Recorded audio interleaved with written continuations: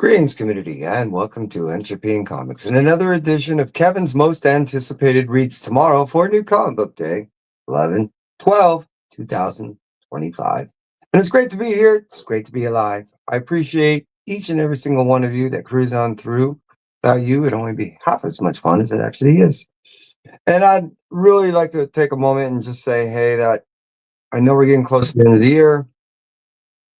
I know it's maybe a little hardcore as far as the ability at times to be able to pick up all those books that you want to, but be patient. The reason why is some of the shops are having difficulties receiving in their their deliveries at this time. So hey, just understand that everyone at this time is just trying to do what they're trying to do. I'd like to take a moment and say hi to those cruise on through on the live. Las Cruces, Agu. I appreciate both of you. Now let's start out by talking about Dynamite. They're going to first bring us Blue Falcon and Dino Mutt issue number 3. Now this one really caught me off guard. I really didn't think it was going to be hitting as hard as it does. This is originally was almost like a comedic version of a dynamic duel. The history was never made clear in the past. The way they present their history, their origin story is wow, it hits you hard in the heart. For those of you that are hardcore pet lovers, I highly recommend this book because wow, it starts off really showing you the relationship that this individual has with his loving friend. Loving friend suffers a dramatic injury, very traumatic, and the way everything turns around in issue number 2 gives you an origin story that one, I don't think anyone anticipated, and two, this puts a whole new frame and a whole new light to an old dynamic duel that many of us grew up with. So I love the new interpretation of this. It almost made my blue light special, but it was almost like a flip of a coin on what it turned out to be. Moving out from Dynamite and the Blue Falcon and Dino Mutt issue number 3, highly recommend if you haven't already. It's easy to obtain. Jump right into a killer story. And again, I like to take a moment and say hi to Ben, Jagular, and wow, Trav, TM Nerdy. I appreciate you cruising on through. Everybody, thank you very much. Let's move out from Dynamite, Blue Falcon, and Dino Mutt, issue number 3, and cruise over to Boom Studios, and they're going to give us Grimm, issue number 25. There's no way that this can be my most anticipated. The reason being is it ends. I went to the San Diego Comic Con, walked right up to Stephanie Phillips. I was shocked that it was right after the fact that she made the announcement that she was ending the story for now.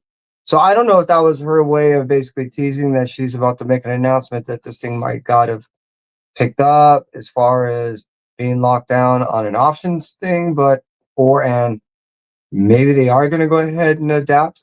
Who knows? The thing is, or come out with a whole new version. I don't know.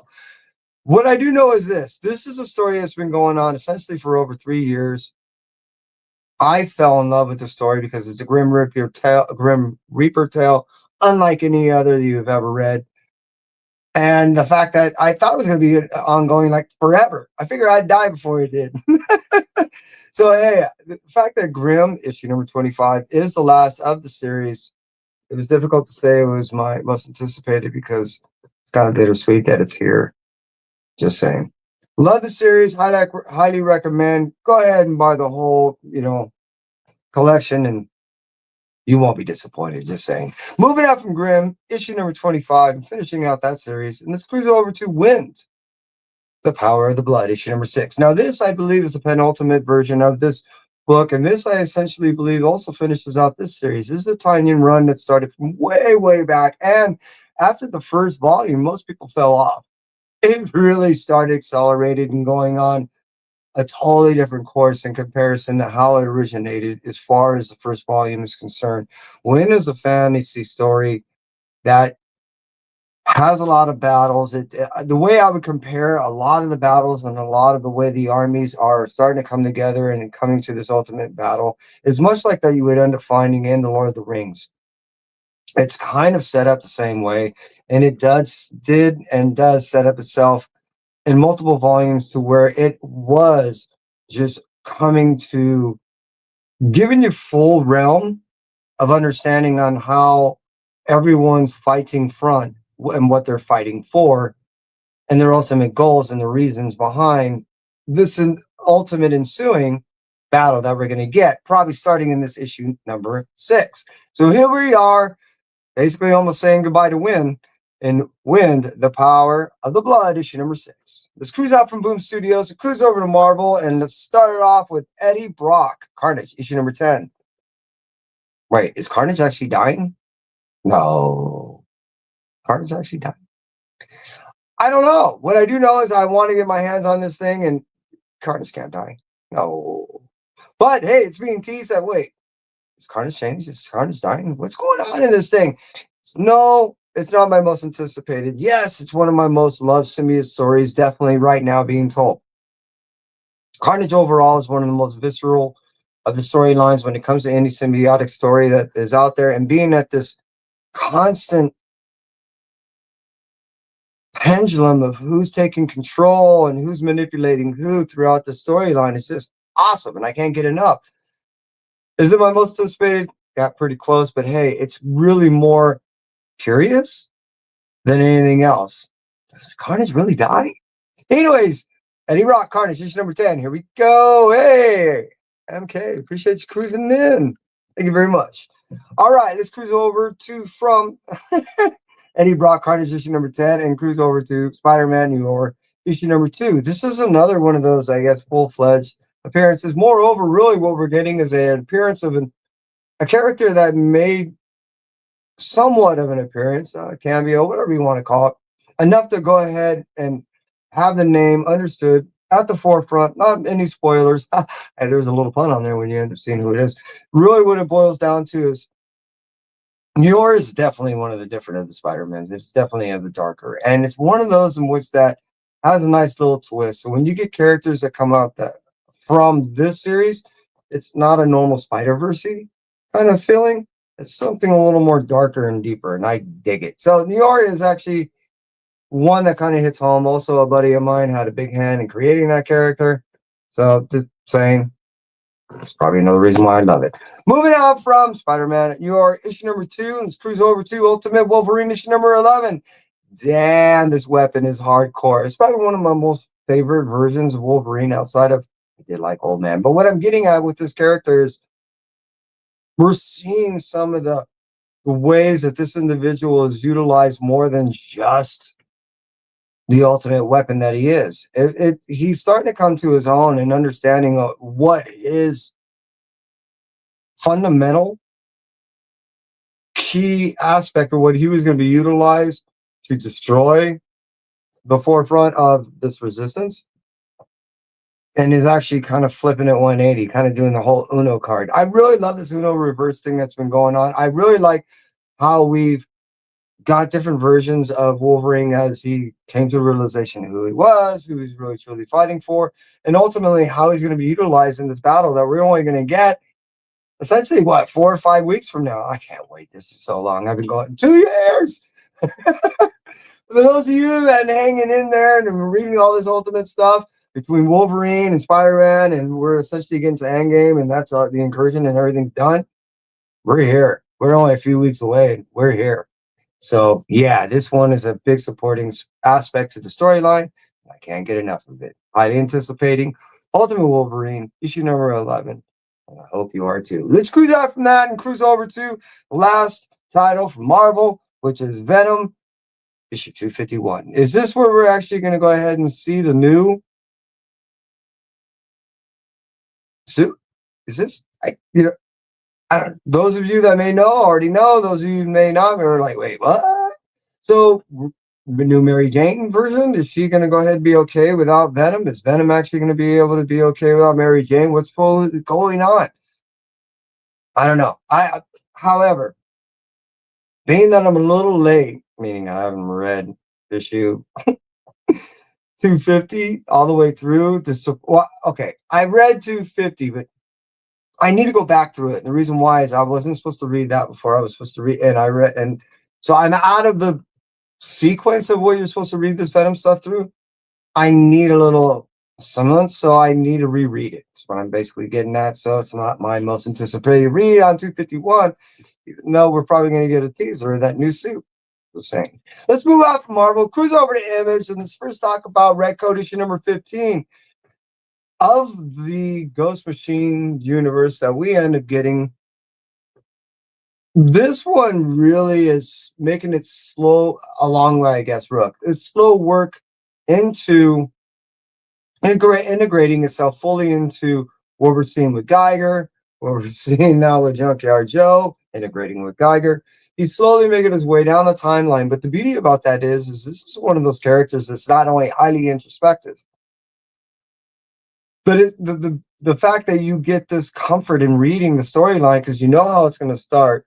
You know that there's going to be some epiphany, some understanding, some enlightenment, some type of deeper storyline than the surface storyline that we're seeing, and a deeper understanding of the character, even if he understands it himself, which he usually does.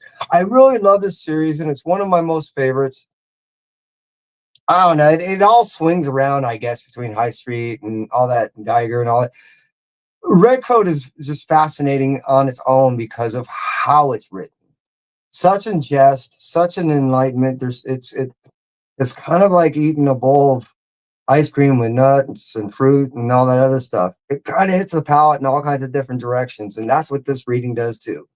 Red Coat issue number 15 is that ice cream you never knew you wanted.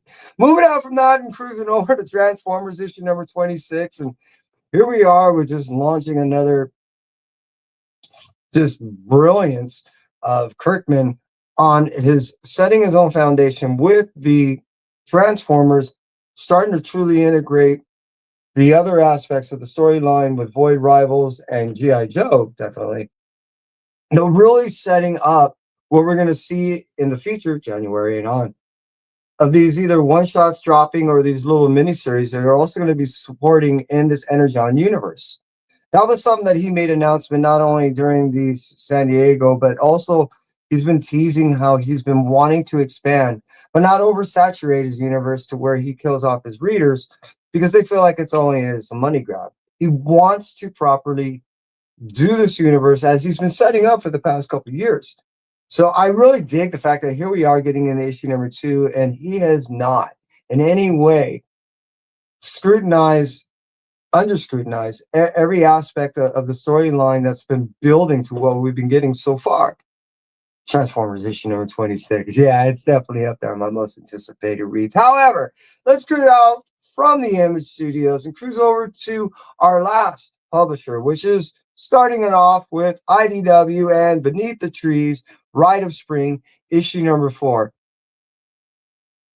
Patrick Horvath has a very unique way of not only being able to tell a storyline, and then almost at times and an irony sense of faith to some of these characters, and the way it's anamorphic really takes back on not only the reader and how it's presented, because a lot of times you're not expecting what you're seeing, especially in which the palette and of the art in which that it's given to in these pastels and so forth. It's creating these soothing and soft feelings towards the characters in which that we're seeing, and when they see them getting butchered up, that totally changes the perception in what you're reading. I'm just saying.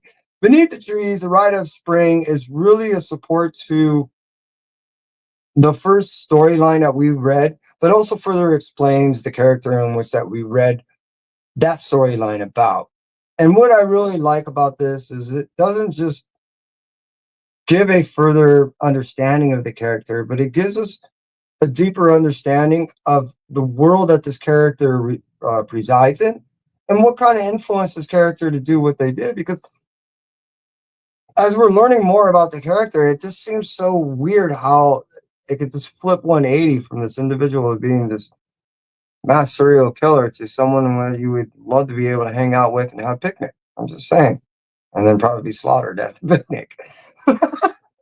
Beneath the Trees, Rite of Passage of Spring. Rite of Spring. Sorry, issue number 4. Yeah, I highly recommend the series. I highly recommend the first series. It's just fundamentally different than anything you probably ever read.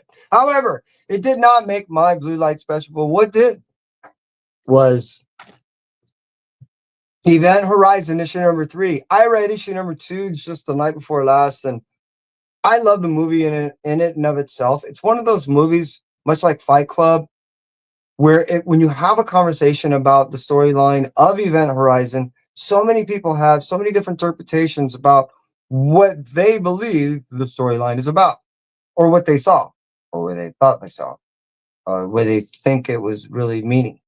It's it's one of those stories that you can go on forever, and with especially those in which they have the same passion about the storyline and the movie, about how it's shot, the ultimate storytelling, some of that symbolism, there's a lot of stuff that's going on in there.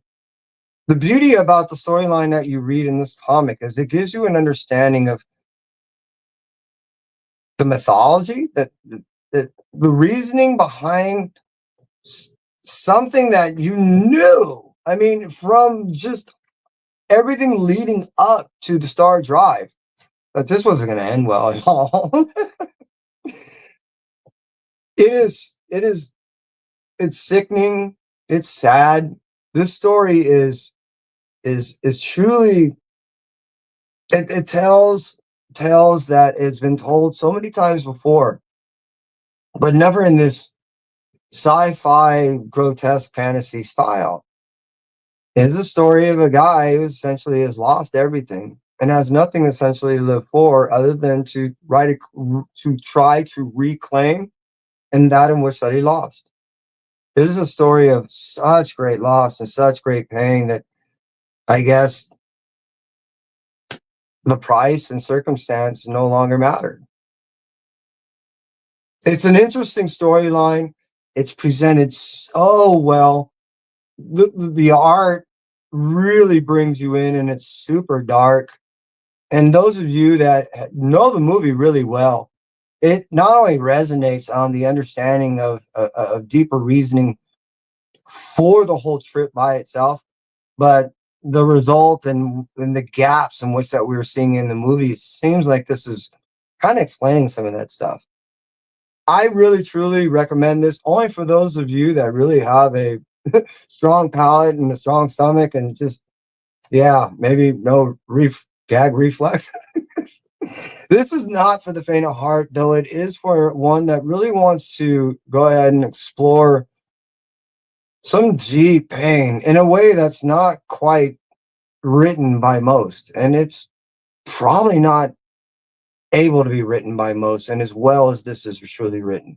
I highly recommend it. As you see, it's my Blue Light special. And Event Horizon issue number 3, being that is a 9-issue series, I look forward to it possibly being my monthly Blue Light special. Those of you that cruise on through, I appreciate you. And on the rewind, the TM Ben Compton, I'm just saying, I'm truly shocked and appreciative of all you that cruise through. MK Gaming, Jag, Las Cruces, and Agu that cruise on through first. Thank you so much. I appreciate you greatly. Hope you get the books that you're looking for on that 11/12/2025. And for me, Entropy, that's it. You stay well. Bye.